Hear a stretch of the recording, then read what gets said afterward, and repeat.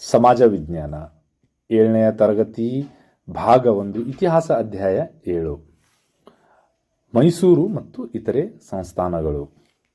ಅಭ್ಯಾಸ ಪ್ರಶ್ನೆಗಳಿಗೆ ಸರಳ ಮತ್ತು ಸಂಕ್ಷಿಪ್ತ ಉತ್ತರ. ಅಭ್ಯಾಸಗಳು. ಮೊದಲನೇದು, ಖಾಲಿ ಬಿಟ್ಟ ಸ್ಥಳಗಳನ್ನು ಸೂಕ್ತ ಪದದಿಂದ ಭರ್ತಿ ಮಾಡಿ. ಮೊದಲನೇದು, ಮೈಸೂರು ಒಡೆಯರ ಆರಂಭಿಕ ರಾಜಧಾನಿ ಮೈಸೂರು ಆಗಿತ್ತು. ಎರಡನೇದು, ಎರಡನೆಯ ಆಂಗ್ಲೋ ಮೈಸೂರು ಯುದ್ಧದ ನಂತರ ಬ್ರಿಟಿಷರು ಟಿಪ್ಪು ಸುಲ್ತಾನರೊಡನೆ ಮಂಗಳೂರು ಶಾಂತಿ ಒಪ್ಪಂದ ಮಾಡಿಕೊಂಡರು. ಮೂರನೇದು, ಮೈಸೂರು ಹುಲಿ ಎಂದು ಪ್ರಸಿದ್ಧರಾದ ವ್ಯಕ್ತಿ ಟಿಪ್ಪು ಸುಲ್ತಾನ್. ನಾಲ್ಕನೇದು, ಮುಮ್ಮಡಿ ಕೃಷ್ಣರಾಜ ಒಡೆಯರ್ ದಿವಾನರು ದಿವಾನ್ ಪೂರ್ಣಯ್ಯ.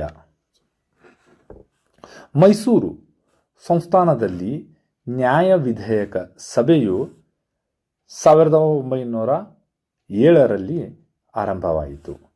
ಆರನೇದು, ಮೈಸೂರು ಸಂಸ್ಥಾನವನ್ನು ಗಾಂಧೀಜಿಯವರು ರಾಮರಾಜ್ಯ ಎಂದು ಬಣ್ಣಿಸಿದರು. ಏಳನೇದು, ಭಾರತ ರತ್ನ ಪ್ರಶಸ್ತಿ ಪಡೆದ ಮೊದಲ ಕನ್ನಡಿಗ ಮೋಕ್ಷಗುಂಡಂ ಎಂ ವಿಶ್ವೇಶ್ವರಯ್ಯ. ಎಂಟನೇದು, ಇರ್ವಿನ್ ಕಾಲುವೆಯನ್ನು ನಿರ್ಮಾಣ ಮಾಡಿಸಿದ ದಿವಾನರು ಸರ್ ಮಿರ್ಜಾ ಇಸ್ಮಾಯಿಲ್. ಪ್ರಶ್ನೆ ಸಂಖ್ಯೆ ಮುಖ್ಯ 2. ಕೆಳಗಿನ ಪ್ರಶ್ನೆಗಳಿಗೆ ಒಂದು ವಾಕ್ಯದಲ್ಲಿ ಉತ್ತರಿಸಿ. ಅಠಾರ ಕಚೇರಿಯನ್ನು ಯಾರು ಸ್ಥಾಪಿಸಿದರು? ಅಠಾರ ಕಚೇರಿಯನ್ನು ಚಿಕ್ಕ ದೇವರಾಜ ಒಡೆಯರ್ ರವರು ಸ್ಥಾಪಿಸಿದರು. 10ನೇ ಪ್ರಶ್ನೆ, ದರಿಯಾ ದೌಲತ್ ಎಲ್ಲಿದೆ? ದರಿಯಾ ದೌಲತ್ ಅರಮನೆ ಮಂಡ್ಯ ಜಿಲ್ಲೆಯ ಶ್ರೀರಂಗಪಟ್ಟಣದಲ್ಲಿದೆ. ಪ್ರಶ್ನೆ ಸಂಖ್ಯೆ 11, ಲಾಲ್ಬಾಗ್ ಉದ್ಯಾನವನ ಎಲ್ಲಿದೆ? ಇದನ್ನು ಆರಂಭಿಸಿದವರು ಯಾರು? ಲಾಲ್ಬಾಗ್ ಉದ್ಯಾನವನ ಬೆಂಗಳೂರಿನಲ್ಲಿದೆ. ಇದನ್ನು ಆರಂಭಿಸಿದವರು ಹೈದರಾಲಿ. 12ನೇದು, ಟಿಪ್ಪುವಿನ ಮರಣದ ನಂತರ ಮೈಸೂರಿನ ಸಿಂಹಾಸನ ಯಾರಿಗೆ ಸೇರಿತು? ಯಾರಿಗೆ ಹಸ್ತಾಂತರಿಸಲಾಯಿತು? ಟಿಪ್ಪುವಿನ ಮರಣದ ನಂತರ ಮೈಸೂರಿನ ಸಿಂಹಾಸನ ಮುಮ್ಮಡಿ ಕೃಷ್ಣರಾಜ ಒಡೆಯರ್ ಇವರಿಗೆ ಸೇರಿತು. ಪ್ರಶ್ನೆ ಸಂಖ್ಯೆ 13, ಮೈಸೂರು ಸಂಸ್ಥಾನದಲ್ಲಿ ಕಮಿಷನರ್ ಆಡಳಿತ ಏಕೆ ಜಾರಿಗೆ ಬಂತು? ಉತ್ತರ, ಮುಮ್ಮಡಿ ಕೃಷ್ಣರಾಜ ಒಡೆಯರ್ ರವರು ಶಿವಮೊಗ್ಗ ಜಿಲ್ಲೆಯ ನಗರ ಪ್ರದೇಶದಲ್ಲಿ ದಂಗೆಯನ್ನು ಸರಿಯಾಗಿ ಹತ್ತಿಕ್ಕಲಿಲ್ಲ ಎಂಬ ಕಾರಣದಿಂದ ಬ್ರಿಟಿಷರು 1831ರಲ್ಲಿ ಅವರನ್ನು ಅಧಿಕಾರದಿಂದ ಕೆಳಗಿಳಿಸಿದರು. ಮೈಸೂರು ಸಂಸ್ಥಾನದಲ್ಲಿ ಕಮಿಷನರ್ ಆಡಳಿತವನ್ನು ಜಾರಿಗೆ ತಂದರು. ಪ್ರಶ್ನೆ ಸಂಖ್ಯೆ 14, ಮೈಸೂರಿನ ಪ್ರಮುಖ ಕಮಿಷನರ್ಗಳನ್ನು ಹೆಸರಿಸಿ. ಉತ್ತರ, ಮಾರ್ಕ್ ಕಬ್ಬನ್, ಲೂಯಿ ಬ್ಯಾಂಥೆಮ್ ಬೌರಿಂಗ್. 15, ಪುನರ್ದಾನ ಎಂದರೇನು? ಉತ್ತರ, ಸಾಮಾನ್ಯ ಶಕೆ 1881ರಲ್ಲಿ 10ನೇಯ ಚಾಮರಾಜ ಒಡೆಯರ್ರಿಗೆ ಬ್ರಿಟಿಷರು ರಾಜ್ಯವನ್ನು ಪುನಃ ವಹಿಸಿಕೊಟ್ಟರು. ಇದನ್ನು ಪುನರ್ದಾನ ಎನ್ನುವರು. ಪ್ರಶ್ನೆ ಸಂಖ್ಯೆ 16, ಪ್ರಜಾಪ್ರತಿನಿಧಿ ಸಭೆ ಯಾವಾಗ ಆರಂಭವಾಯಿತು? ಪ್ರಜಾಪ್ರತಿನಿಧಿ ಸಭೆಯು 1818ರಲ್ಲಿ ಆರಂಭವಾಯಿತು.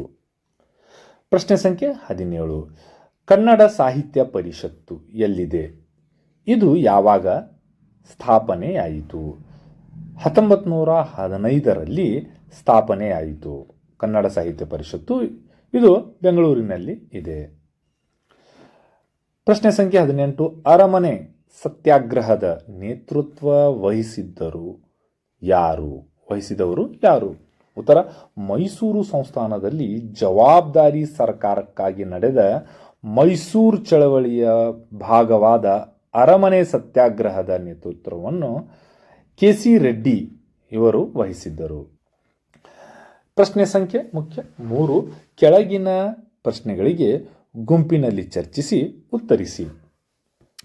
19, ಹೈದರಾಲಿಯ ಸಾಧನೆಗಳು ಯಾವುವು? ಉತ್ತರ, ಹೈದರಾಲಿ ಓದು ಬರಹ ಬರುತ್ತಿಲ್ಲವಾದರೆ ಕನ್ನಡ ಸೇರಿದಂತೆ ಹಲವು ಭಾಷೆಗಳನ್ನು ಚೆನ್ನಾಗಿ ಬಲ್ಲವನಾಗಿದ್ದರು. ಹೈದರ್ ಅಲಿ ಆಂಗ್ಲೋ ಮೈಸೂರು ಯುದ್ಧದಲ್ಲಿ ಭಾಗವಹಿಸಿದ ದೊರೆ. ಬೆಂಗಳೂರಿನಲ್ಲಿ ಉದ್ಯಾನವನ ಲಾಲ್ಬಾಗ್ ಇವರಿಂದಲೇ ಆರಂಭವಾಯಿತು. ಇವರು ಮೈಸೂರು ರಾಜ್ಯದ ವಿಸ್ತಾರವನ್ನು ಮಾಡಿದರು. ನೆಕ್ಸ್ಟ್ ಪ್ರಶ್ನೆ ಸಂಖ್ಯೆ 20. ಮೂರನೆಯ ಮೈಸೂರು ಯುದ್ಧದ ಪರಿಣಾಮವೇನು? ಉತ್ತರ: ಮೂರನೆಯ ಮೈಸೂರು ಯುದ್ಧದಲ್ಲಿ ಬ್ರಿಟಿಷರು ಆಕ್ರಮಣ ಮಾಡುತ್ತಾ ರಾಜಧಾನಿಯಾದ ಶ್ರೀರಂಗಪಟ್ಟಣವನ್ನೇ ಮುತ್ತಿಗೆ ಹಾಕಿದರು. ಬೇರೆ ಮಾರ್ಗ ತೋಚದೆ ಟಿಪ್ಪು ಬ್ರಿಟಿಷ ವಿರೋಧಿ ಶಾಂತಿ ಒಪ್ಪಂದ ಮಾಡಿಕೊಂಡರು. ಶಾಂತಿ ಒಪ್ಪಂದದಂತೆ ಅವರು ಅರ್ಧ ರಾಜ್ಯವನ್ನು ಬ್ರಿಟಿಷರಿಗೆ ಒಪ್ಪಿಸಿದರು. ಅಪಾರ ಪರಿಹಾರವನ್ನು ಅವರಿಗೆ ನೀಡಬೇಕಾಗಿತ್ತು. ತನ್ನಿಬ್ಬರು ಮಕ್ಕಳನ್ನು ಕೂಡ ಬ್ರಿಟಿಷರಿಗೆ ಒತ್ತೆಯಾಳಾಗಿ ಕೊಡಬೇಕಾಯಿತು.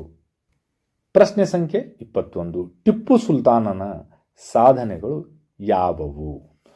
ಟಿಪ್ಪು ಸುಲ್ತಾನನ 3ನೇ ಮತ್ತು 4ನೇ ಮೈಸೂರು ಯುದ್ಧದಲ್ಲಿ ಭಾಗವಹಿಸಿದರು.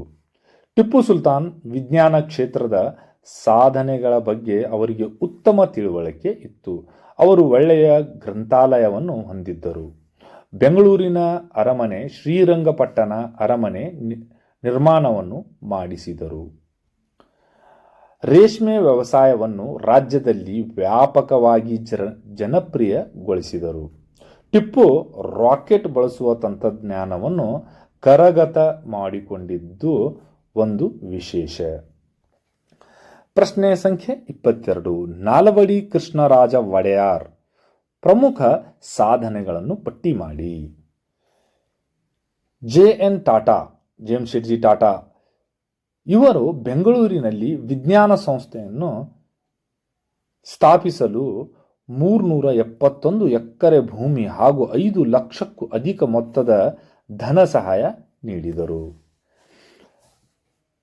1907ರಲ್ಲಿ ನ್ಯಾಯ ವಿಧೇಯಕ ಸಭೆಯನ್ನು ಸ್ಥಾಪಿಸಿ ಜನಪ್ರತಿನಿಧಿಗಳ ಮೂಲಕ ಜನರ ಸಮಸ್ಯೆಗಳನ್ನು ಚರ್ಚಿಸಲು ಅವಕಾಶ ಕಲ್ಪಿಸಿದರು. ಮೈಸೂರು ಅರಮನೆಯನ್ನು 1910ರಲ್ಲಿ ಪೂರ್ಣಗೊಳಿಸಿದರು. ಕೃಷ್ಣರಾಜಸಾಗರ ಆಣೆಕಟ್ಟನ್ನು ನಿರ್ಮಾಣ ಮಾಡಿಸುವ ಮೂಲಕ ಸಂಸ್ಥಾನದಲ್ಲಿ ಕೃಷಿ ಅಭಿವೃದ್ಧಿ ಪಡಿಸಿದರು. ಹಿಂದುಳಿದ ವರ್ಗಗಳಿಗೆ ಸರ್ಕಾರಿ ಸೇವೆಯಲ್ಲಿ ವಿಶೇಷ ಪ್ರಾತಿನಿಧ್ಯ ನೀಡುವ ಆಜ್ಞೆ ಹೊರಡಿಸಿದರು. ಪ್ರಶ್ನೆ ಸಂಖ್ಯೆ 23. ಸರ್ ಎಂ ವಿಶ್ವೇಶ್ವರಯ್ಯನವರ ಸಾಧನೆಗಳು ಯಾವುವು?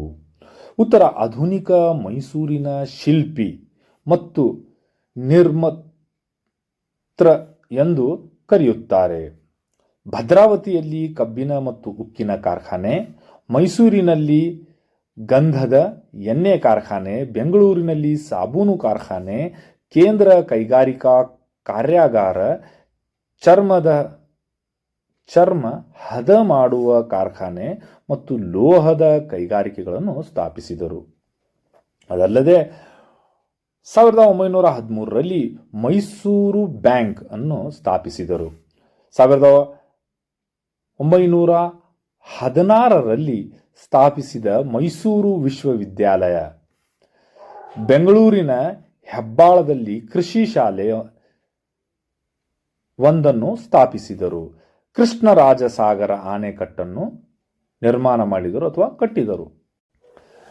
ಪ್ರಶ್ನೆ ಸಂಖ್ಯೆ 4. ಈ ಕೆಳಗಿನ ಎ ಪಟ್ಟಿಗೆ ಸಂಬಂಧಿಸಿದ ಬಿ ಪಟ್ಟಿಯಲ್ಲಿ ವಿಷಯಗಳನ್ನು ಹೊಂದಿಸಿ ಬರೆಯಿರಿ. ಎ ಪಟ್ಟಿ: ಚಿಕ್ಕದೇವರಾಜ ಒಡೆಯರ್, ಇವರಿಗೆ ನವಕೋಟಿ ನಾರಾಯಣ ಎಂಬುದು ಬಿರುದು. ಟಿಪ್ಪು ಸುಲ್ತಾನ್, ಮೈಸೂರು ಹುಲಿ. ನಾಲ್ವಡಿ ಕೃಷ್ಣರಾಜ ಒಡೆಯರ್, ರಾಜರ್ಷಿ. ಸರ್ ಎಂ ವಿಶ್ವೇಶ್ವರಯ್ಯ, ಭಾರತ ರತ್ನ ಪಡೆದ ಪ್ರಥಮ ಕನ್ನಡಿಗ. 5ನೇದು ಜಯಚಾಮರಾಜ ಒಡೆಯರ್, ಮೊದಲ ರಾಜ್ಯಪಾಲರು.